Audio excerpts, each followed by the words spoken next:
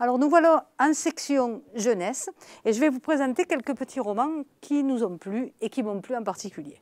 Alors le premier c'est Emmuré. Emmuré, c'est l'histoire d'une jeune fille qui se retrouve dans un bar avec son meilleur ami et elle joue au Ouija et ce Ouija va lui prédire la mort de son meilleur ami. Elle va le prévenir et le meilleur ami va prendre une autre route qu'il devait prendre au départ. Et en fait, ce meilleur ami va mourir. Et cette petite jeune fille est tellement perturbée, elle va être envoyée en Écosse, chez un cousin. Et là, dans ce château, parce que c'est un château, elle va se retrouver au milieu de cousins un peu siphonnés, parce qu'il y en a une qui a peur de ses os, de ses propres os. Il y en a un qui s'est fait mal au bras parce qu'il s'est fait brûler par sa propre sœur.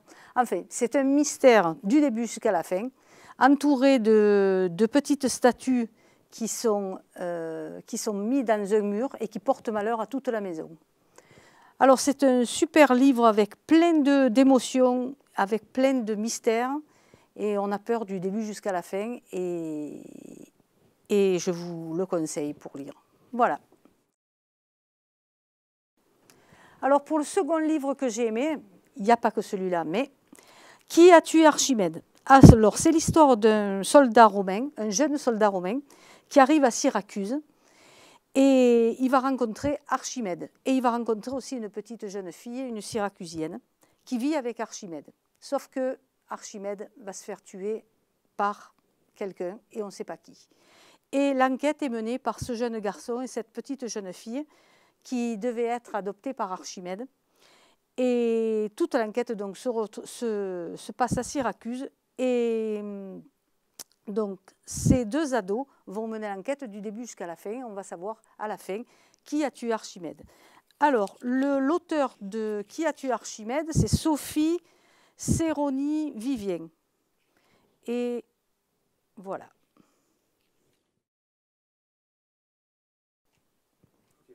Le garçon qui courait plus vite que ses rêves, de Elisabeth Lair. Alors c'est l'histoire d'un petit garçon qui va avec son grand-père dans une grande ville en Afrique. Et son grand-père va lui dévoiler un grand secret.